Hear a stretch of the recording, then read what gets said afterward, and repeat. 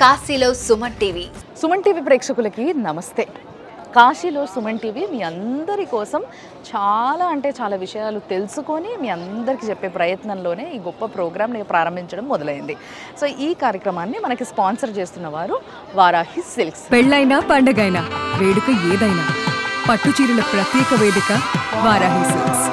సాంప్రదాయానికి సౌందర్యానికి వారధి.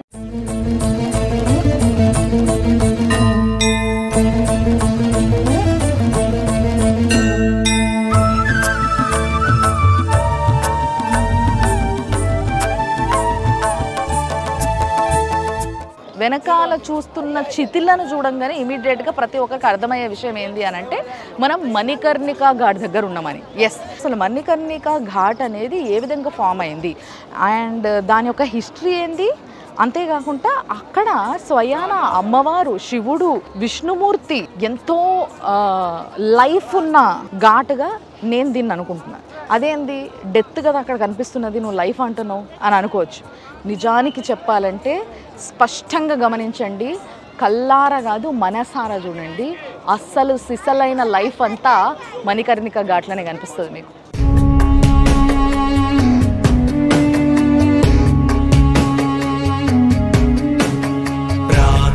భజామి పరమేశ్వర బాహుదండా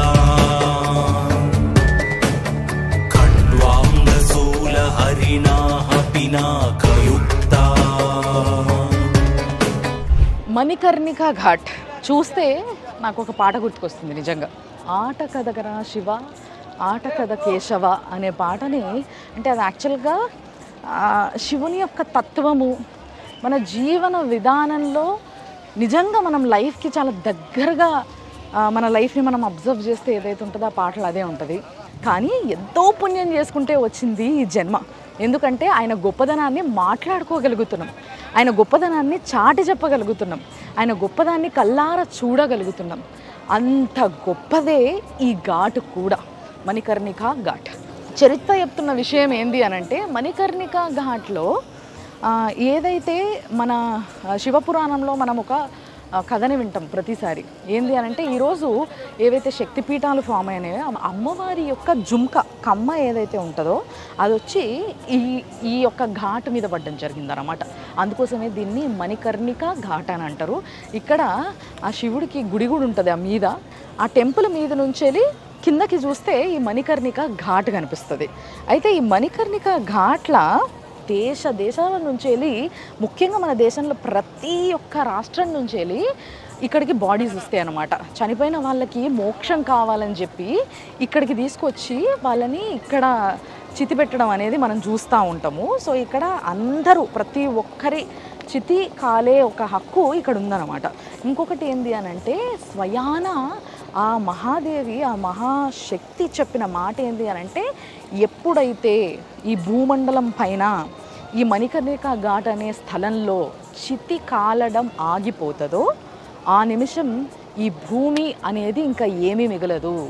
అంటే అది ఈ ఏదైతే ఈ భూమండలం యొక్క అంతం అని చెప్పొచ్చు అన్నమాట. కానీ నిజంగా ఇది చూసినప్పుడు అనిపిస్తుంది జీవితం చూడండి అని.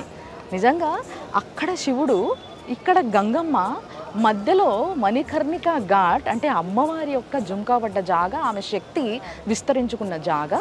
ఈ జాగలో మోక్షాన్ని పొందుతున్నారు జనాలు.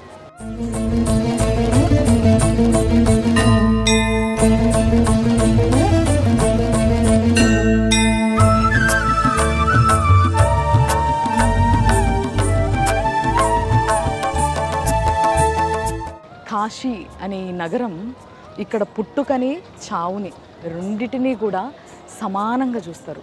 రెండు సెలబ్రేషన్సే, రెండు కూడా వేడుకలుగానే జరుపుకుంటారు. చూసారు కదా ఈ ఆవులు ఎద్దులు, అసలు ఎవరి కథ వాళ్ళదే. ఏ ఒక్కరి కళ్ళల్లో నీళ్ళు కనిపించవు, కానీ పుట్టేడంత బాధ ఉంటుంది వాళ్ళ సొంతోళ్ళు దూరం అయినరు అని. కానీ ఒకవైపు సంతోషంగా ఉంటుంది, ఎందుకంటే వాళ్ళు కోరుకున్నది ఏదైతే ఉందో, నేను చనిపోయినప్పుడు మోక్షాన్ని ఆ దేవుడు నాకు ప్రసాదించాలి, దాంట్లో మనవంతుగా మనము వాళ్ళని ఈ ఘాట్లో చితి ముట్టియాలి అని చెప్పేసి వాళ్ళు కోరుకోవడమో వీళ్ళు అనుకోవడమో జరుగుతుంది కదా.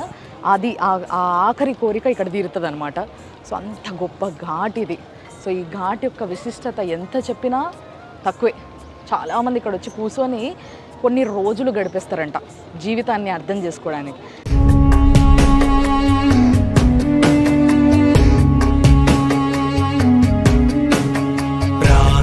భజామి పరమేశ్వర బాహుదండా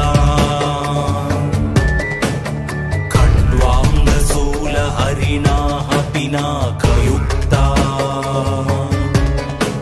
కాశీలో సుమన్ టీవీ అనే కార్యక్రమాన్ని స్పాన్సర్ చేస్తున్న వారు వారాహి సిల్క్స్. కాశీలో Suman TV sponsored by Varahi silks.